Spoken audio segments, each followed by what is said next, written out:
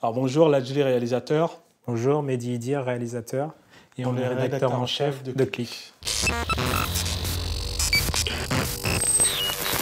J'ai 2 nominations. J'ai un film qui s'appelle Les Misérables qui est nominé dans la catégorie court-métrage et j'ai un documentaire qui s'appelle À voix haute dans la compétition documentaire. Je suis là pour vous préparer au concours Eloquentia qui dans 6 semaines va élire le meilleur orateur de la Seine-Saint-Denis. Et moi, j'ai réalisé un film qui s'appelle Patient. Et on est nommé en meilleur espoir pour Pablo Poli, le rôle principal du film. Meilleure adaptation pour le scénario, meilleur premier film et meilleur film. Genre pour pisser, ils viennent avec toi aux toilettes? Tu te rends pas bien compte. Aller aux toilettes, c'est une espèce de rêve pour moi. T'as quoi? Tétraplégique incomplet. Ah bah cool. On a eu les annonces, c'était en direct sur le net. Moi, c'est clair que quand je l'ai appris, j'étais content. J'étais content de savoir que je faisais partie de la liste. Et oui, on peut dire que c'est quand même un honneur quelque part. On avait des chances par rapport à Pablo, tu vois, d'être nommé. Et même en premier film, tu vois, c'est juste mathématique, mais il y a peu de premiers films qui sortent tous les ans. Donc on savait qu'on avait des chances d'y aller. Par contre, meilleur film, adaptation, ça, on s'y attendait vraiment pas. Donc c'est cool. Mais c'est cool, mais tu penses à un truc d'équipe, donc tu penses pas... T'as pas trop le temps de penser à toi. Il y a plusieurs événements. Il y a déjà le déjeuner des nommés. On n'est pas trop de ce milieu, on n'a pas fait d'école. Et finalement, on est là. Donc c'est très cool. Et c'est là qu'on reçoit la nomination au César, la fameuse plaque. On reçoit un livret qui t'explique un peu, étape par étape, ce qui va se passer. Comment tu dois être habillé, ce qui se passe. On a essayé d'encrester des gens. C'est très compliqué. Mais avec 4 nominations, t'as le droit. Au Grammy, t'as droit à un +1, mais la personne doit payer 1000 balles. L'invitation, elle est gratuite ou le mec doit payer? Non, c'est gratuit. Ah non, c'est gratuit, totalement. Enfin, honnêtement, je connais aucune personne de mon entourage qui aurait payé 1000 € pour venir au César. Vraiment. Tout le monde m'aurait dit, laisse-moi tranquille avec tes conneries. Scott, c'est costard. Costard, noir, nœud de pape. Je sais pas si c'est obligé le nœud de pape. Je sais pas si on peut mettre des baskets, des chaussures. Je vais mettre des baskets. Chic. Personnellement, plus ça va, plus je pense que je vais mettre des baskets. Ça se trouve, personne ne les verra en plus. Donc, tu vois, t'es assis, je suis cadré là, personne ne les verra. Alors ça, c'est le premier documentaire que j'ai réalisé en fait. C'est sur un groupe de danseurs hip-hop qui s'appelle Wanted Posse. C'était à Saint-Denis, chez moi, et j'avais 22 ans. J'ai réussi à avoir une caméra un jour et j'ai commencé à les filmer. Ça a été le premier groupe français sélectionné au Battle of the Year, tu vois, c'est un peu les championnats du monde de danse hip-hop. Du coup, je les ai filmés, j'ai filmé les coulisses, j'ai filmé sur place, les prépas, etc. Et ils ont gagné. Premier groupe français à avoir été champion du monde, tu vois.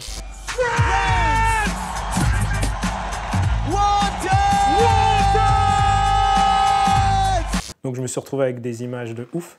Mais à l'époque, j'avais aucune expérience, je filmais comme ça à l'arrache. Et on a réussi à avoir une station de montage, j'ai fait un petit montage de 5 minutes qui présentait un peu le groupe. Et je l'ai envoyé à TF1 Vidéo. Et en fait, ils ont kiffé, ils ont dit OK, ils ont dit ouais, on veut en faire un documentaire de 2 heures sur le groupe pour découvrir un peu la danse hip-hop. Mais vous savez ce que vous faites? On dit ouais, moi, on se connaissait rien, tu vois, je savais même pas ce que c'était, je sais pas, un étalonnage, je connaissais vraiment rien du tout. Et du coup, on a dû se lancer, on a mis, tu vois, peut-être 2 ans pour le faire parce qu'on connaissait rien et puis on avait vraiment pas de genre, tu vois. Du coup, on a fait tout nous-mêmes. Le président de TF1 Vidéo à l'époque, c'est un mec qui s'appelle Charles Benloulou, voilà. Et il nous a donné notre chance. Je sais pas ce qui s'est passé en fait avec lui. Il a vu ces images. On avait mis juste un son et des images de mecs qui dansaient, un son d'Highlighted People.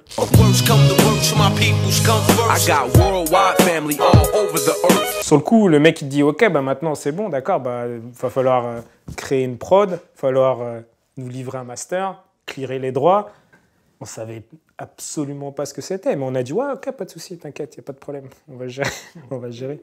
Et on en a vendu, je crois, 12 000, tu vois, à l'époque c'était un truc de ouf. Et du coup, ça nous a permis de nous lancer, de créer notre boîte et de se lancer comme ça. Même moi, je l'ai plus. Je te laisse, mais je l'ai plus. Il m'a regardé, Je pensais à ça, je me suis dit, c'est pas sûr que tu le récupères. La caméra, en fait, pour tout te dire, j'ai un père qui est cambrioleur. C'est un voyou, mon père, depuis très longtemps. Et un jour, il a ramené une caméra à la maison.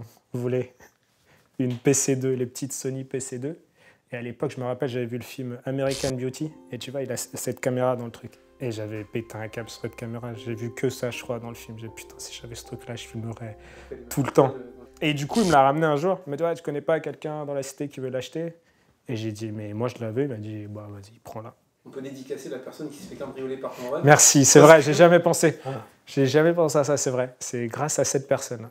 J'ai commencé à filmer. En même temps, je voulais être graphiste. J'avais trouvé un stage via une mission locale en galère à Saint-Denis. Un jour, je suis venu avec mes images, en fait. Eux, ils voulaient monter une espèce de web TV, tu vois. Et je suis venu avec ces images-là. Ils ont pété un câble, tu vois. Ils n'avaient jamais vu ça de leur vie. Ils m'ont dit, tu veux pas faire des montages pour nous? Je suis, ouais, mais je sais pas monter. Bah, c'est pas grave, on te laisse une station, t'apprends. Et du coup, voilà, j'ai acheté un livre sur Final Cut. J'ai regardé des tutoriels sur des forums, etc. Je me suis mangé énormément de making-of, tu vois. Des fois, je regardais le making-of avant le film, tu vois. J'en ai regardé tellement. C'est comme ça que je me suis formé. Et puis après, quand on te confie d'autres projets, comme la première fois qu'on m'a confié un clip ou une pub, j'ai juste pris des équipes, tu vois, un assistant réalisateur, un chef-op qui avait déjà fait ça, tu vois. Ce qui compte, c'est un peu l'idée. Et après, une fois que tu en fais un, tu vois, même si tu changes de média, le principe, en fait, finalement, le principe, il est le même. Tu vois, même quand tu fais de la télé, tu vois, je faisais Click à l'époque, tu vois. Pareil, j'avais pas vraiment fait de plateau, mais finalement, tu prends les bonnes équipes, les bonnes personnes, t'en fais une et ça y est, tu sais, tu peux le faire, tu vois. C'est juste de l'image.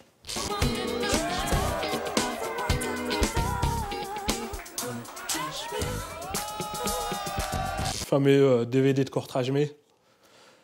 Et donc c'est un peu le point de départ le commencement de tout. En fait, en 96, il y a ce collectif qui a été créé par Kim Chapuran, Romain Gavras et Toumani Sangaré. Voilà, on était jeunes, on avait 16 ans. On avait pour ambition, en tout cas, de faire des films. Donc le collectif a été créé juste après la sortie du film La Haine. C'était un peu la première fois où on voyait un film qui parlait de la banlieue avec un regard différent, avec des comédiens issus des quartiers. Donc on est arrivé quelque part à s'identifier à ce film, à cette histoire. Et donc c'est vrai que ça nous a vachement inspiré, en tout cas, pour la suite. Moi, j'ai commencé en tant qu'acteur. Donc j'ai joué dans tous les courts-métrages, que ce soit de Kim, de Romain, de Toumani. Et de là, j'ai commencé pareil, j'ai pécho ma première caméra, j'avais genre 18 ans, que j'avais acheté à un pote. Et de là, j'ai commencé à filmer un peu tout ce qui se passait dans mon quartier. Pendant les tournages, je faisais tous les making-of de tous les films. Et comme j'ai grandi au Bosquet, donc c'était un quartier qui était assez mouvementé, donc il se passait toujours de l'action, donc j'avais toujours des trucs à filmer en fait. J'ai commencé à me former, j'ai fait une formation multimédia et vidéo où on apprenait vraiment les bases, et de là, j'ai commencé la réalisation. Après, c'est venu quelques années après, mais mon premier documentaire, je l'ai réalisé en 2005, suite aux émeutes. De là, j'ai continué à réaliser des documentaires. Après, je me suis mis aux docu-fiction. Et là, depuis quelques années, je commence vraiment à faire de la fiction. Attends, juste un truc. Je crois qu'on a fait la même formation, en fait. Saint-Réel. Sérieux, mec. Mais nous, à l'époque, il n'y avait pas de vidéo. Il y avait juste web et graphisme. Ouais, dingue. Mission locale de Saint-Denis, objectif emploi. Carrément. Enfin, moi, je suis passé par Montfermeil. Non, mais carrément, t'as fait Saint-Réel, truc de malade. C'était gratuit, ouais. C'était avec une mission locale, tu vois. C'était pour des gens réinsertion. Exactement. Et le concept, c'était genre n'importe qui peut venir, sans diplôme, sans rien, il n'y a besoin de rien. Voilà, c'est ça. Faut juste être motivé, avoir un projet. Et moi, j'avais du Courtrage May, ça existait déjà. J'avais commencé déjà à filmer, à tourner quelques trucs. Donc, Tora Bora, c'était ça, non? Il y avait un truc comme ça. Ouais, carrément. Je suis bon, quoi. Bora, ça y est, je les ai vues tes vidéos. Ça y est, tu les as vues. Tora Bora. Tout filmé en night shot. Exactement. Carrément, ouais. Tora Bora, non, incroyable. Bon, pas. Okay, je me rappelle. Voilà, on a fait la même école, en tout cas. Copwatch, c'est un concept qui a été créé aux États-Unis où les habitants des quartiers ou des ghettos filmaient les policiers pendant leurs interventions, vu qu'il y avait plein de bavures à cette époque-là. Et donc, moi, j'ai repris un peu cette idée où je filmais les policiers dans mon quartier pendant plusieurs années. Je filmais pendant toutes les interventions. J'étais là à les filmer jusqu'au jour où j'ai filmé une bavure.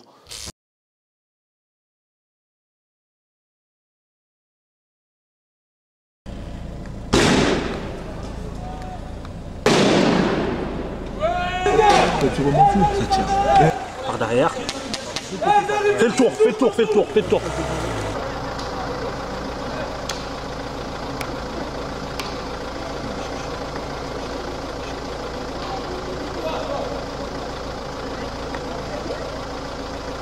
J'ai décidé de diffuser la vidéo sur Internet.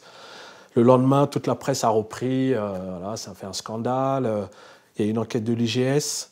Des policiers qui ont été poursuivis et condamnés. Donc c'était une première que les policiers soient condamnés suite à une vidéo qui a été tournée. Donc voilà, c'était vraiment le point de départ du film Les Misérables. J'ai voulu raconter cette histoire. Mais évidemment, ça reste une fiction. On a rajouté l'histoire du drone et pas mal de trucs. Et ce qui est complètement dingue, c'est quand on a sorti le film, c'est tombé au même moment que l'affaire Théo. Donc on s'est dit, bon, 10 ans après, finalement, y a pas, ça ne change pas vraiment, quoi. Putain, ils sont en train de me défoncer. C'est des ouf.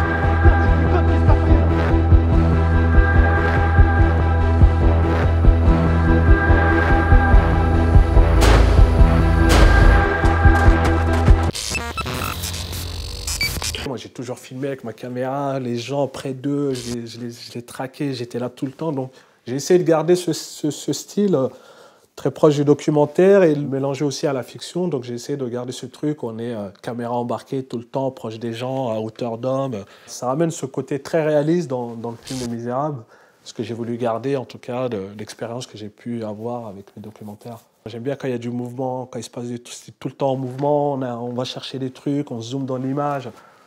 Donc j'ai gardé ce truc, même avec Courtrajmé, on a toujours eu ce concept où on filmait, on était toujours en mouvement, on utilisait des grands angles, on des zooms. Voilà, moi j'ai gardé un peu ce style et c'est ce que je continue à faire. C'est plus percutant, ça ramène à un truc très réaliste aussi, quoi.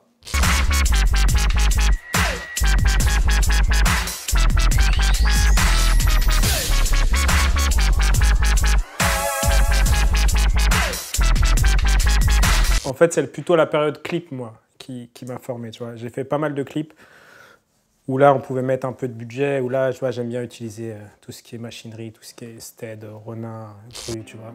Il faut toujours que ça soit au service d'un concept, tu vois. Enfin, pour moi, la forme doit toujours suivre le fond, tu vois.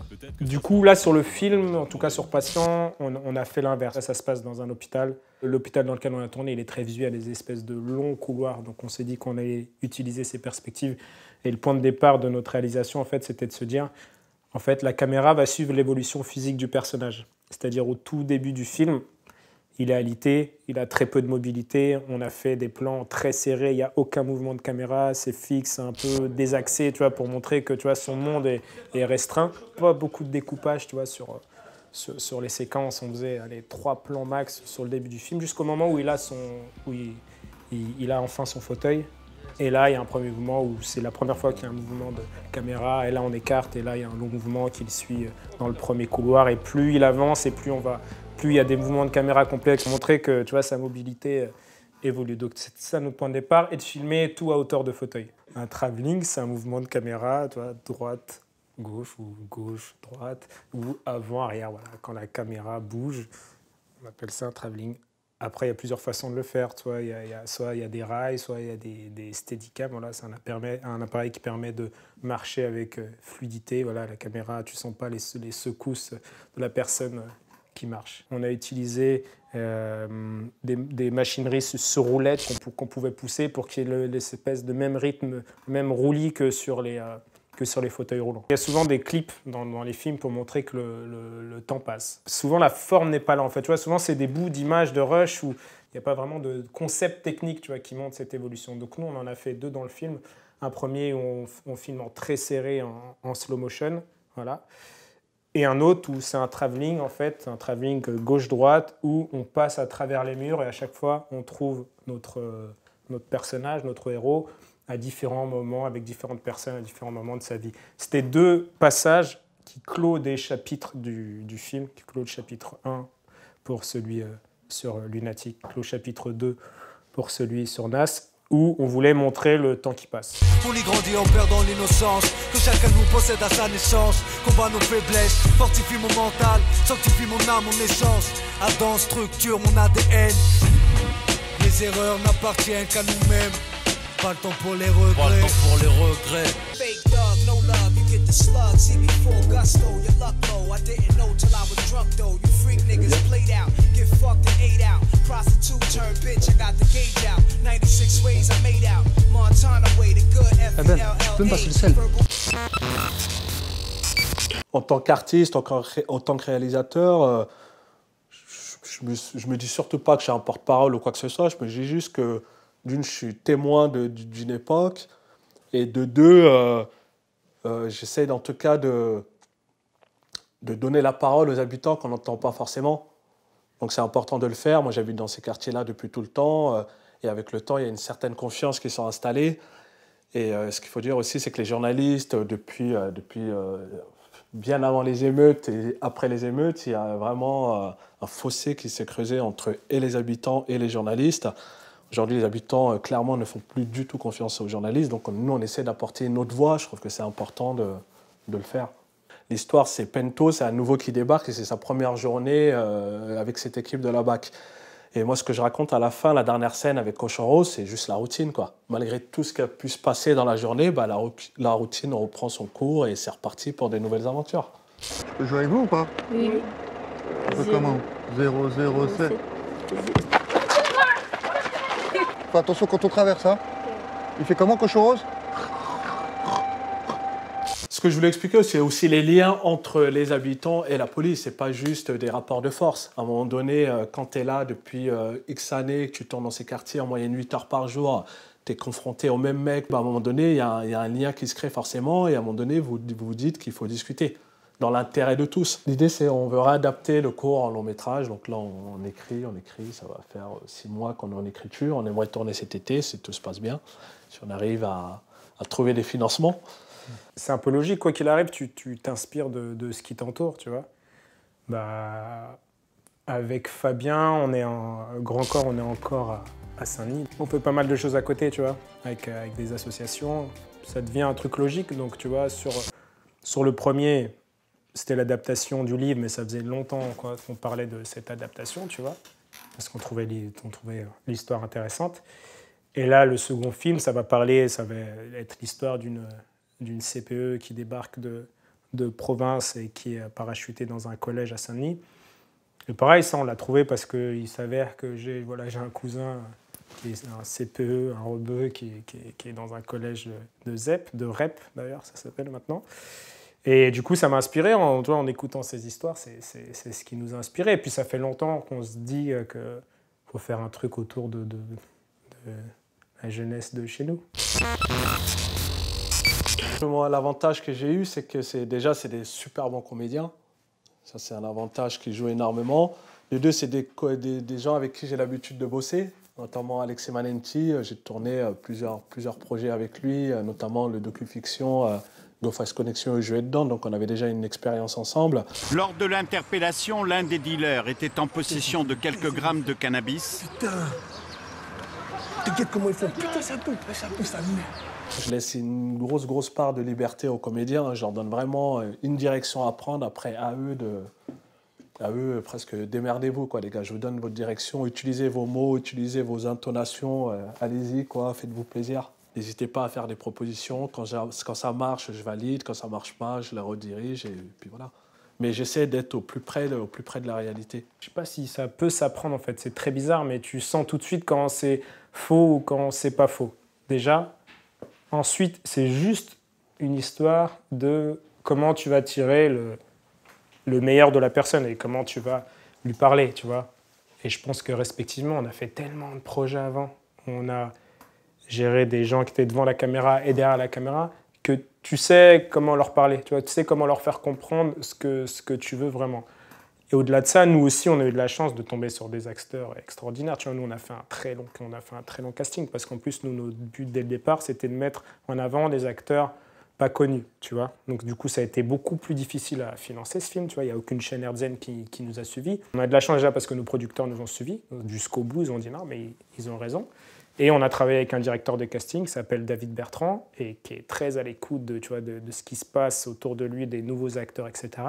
Et dans chaque catégorie qu'on cherchait, il nous a présenté les bonnes personnes. Parce que tu vois, c'est un film, là, il n'y a pas de scène d'action, il n'y a pas d'effets spéciaux, ça se tient juste sur du jeu. Donc on s'est dit, il va nous falloir des gars à la hauteur. Et on a trouvé plus que ce qu'on attendait. Tu vois, tous les acteurs qu'on a, Pablo Poli, Delia Arzoun, Moussa Mansali, Soufiane Guerab, Franck Faliz, Alban Ivanov. On a eu beaucoup de chance, ils sont super talentueux.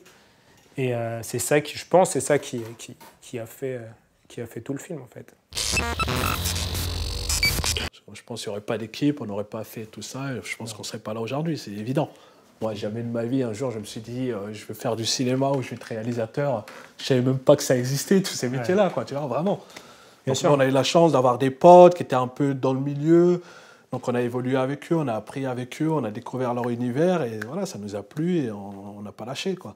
Moi, j'ai eu la chance de commencer avec des gens. Tu vois, on a tous un peu commencé en même temps. Grand Corps, Jean Rachid, notre prod, Alban Ivanov. Tu vois, on a tous commencé un petit peu en même temps.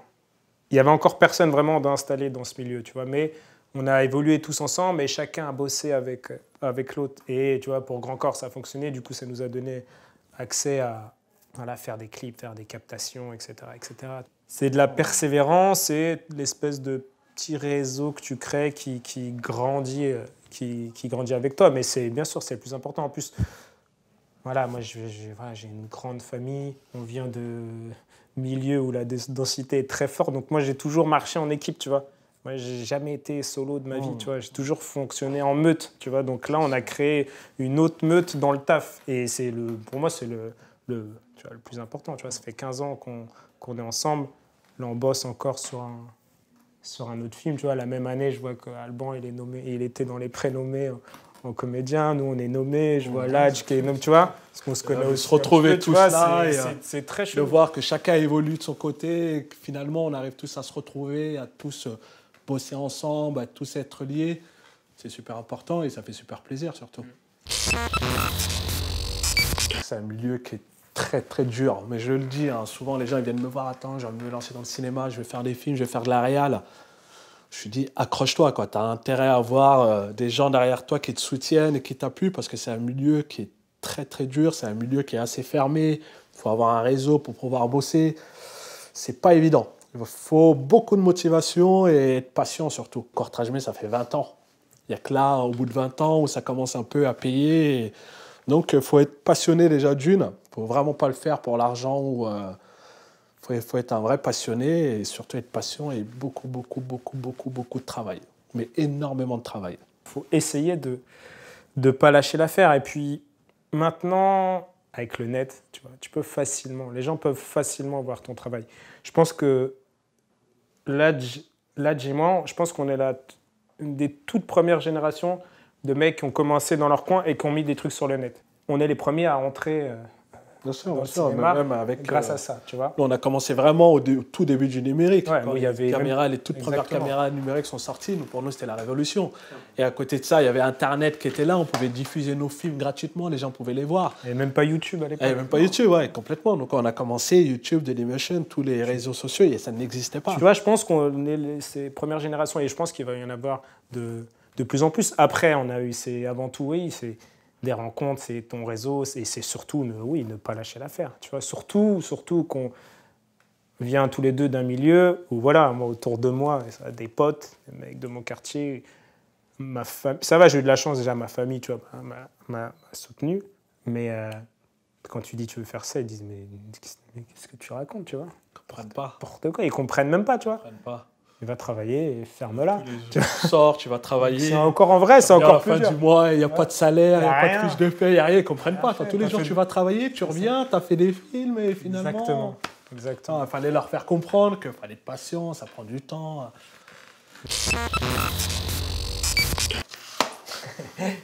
Roi Enoch. Incroyable. Bien sûr, Roi Enoch, t'entends. T'as tous ces DVD-là. Incroyable ces DVD. Hein. Pour la petite histoire, c'était réalisé par... Mohamed Mazouz, cadreur ici présent, et à sa photo à l'intérieur, et Romain Gavras. Romain, oui, avec le roi. Et donc pour la petite histoire, ils ont été tournés à Montréal, je pense une semaine, ils ont fait un petit docu sur le roi, complètement fou. Et au moment de la sortie du DVD, il y a le roi Enoch qui réclame 2 millions de dollars pour sortir le DVD. Finalement, ce DVD n'est jamais sorti. Enfin, on en avait quelques-uns entre les mains, on les a distribués à des potes, mais il n'a jamais été commercialisé parce que le mec me réclame 2 millions, alors qu'on a pressé 2000 DVD. C'est juste incroyable. Mais bon, sacré personnage, hein, c'était une belle expérience et c'était cool de faire un truc avec le roi. Je me situe entre George et Ben Laden. C'est une fusion du Laden Group qui ont plus de 860 milliards investis aux États-Unis. Je clique sur Tambourine, le spectacle de Chris Rock. Stop telling your kids that they're special. Maybe they special to you, but not to me. I don't play that shit. Je me suis levé un matin, j'ai reçu un mail de Netflix qui m'a dit un nouveau spectacle de Chris Rock. Comme je kiffe pas mal depuis très longtemps, j'ai annulé ce que je devais faire dans la journée. Je me suis posé chez moi, j'ai regardé très rama. Et je clique sur le spectacle de Redouane Bougaraba. Voilà, c'est un mec de Marseille, un pote à nous, qu'on connaît depuis longtemps. Voilà, il joue tous les samedis au Comedy Club. N'hésitez pas. Je suis désolée. Les putes, elles m'ont niqué mon ambiance. Clique sur le nouvel album de Grand Corps Malade. C'est la famille, mais attends, juste un truc. En fait, vraiment, sincèrement, il a réussi à m'étonner, en fait, alors que je suis tout le temps avec lui et j'ai écouté l'album. Je l'ai réécouté là quand il est sorti et j'ai dit putain, il est fort ce connard en fait. Quand tu voulais faire du sport mais que tu t'es bien planté, un stylo, des métaphores, ça peut faire un bon plan B. Quand tu aimes faire des grasses maths et que tu veux être boulanger, conciliation délicate, prévois plutôt un plan B. Il y a un son qui s'appelle Charade, écoutez. J'ai écouté le son sur Balkany aussi, voilà. Très drôle là. Ouais, très drôle. On a filmé là-bas aussi. Je t'admire intensément, je suis ton parcours en secret, je veux t'écrire depuis longtemps. Et cette année, je me sens prêt. Un dernier clic peut-être sur le prochain film de Romain Gavras. Je l'ai vu, il sort, j'espère qu'il sort bientôt, en avril, mai peut-être. À la rentrée prochaine, mais en tout cas, voilà, on clique sur le prochain film de Romain Gavras qui va être une tuerie, mais voilà, j'en dis pas plus. J'ai un petit rôle. Ouais. On a tous des petits rôles comme ça, un peu ambigus. Quelques mots qui pourraient changer le scénario. Comme au cinéma.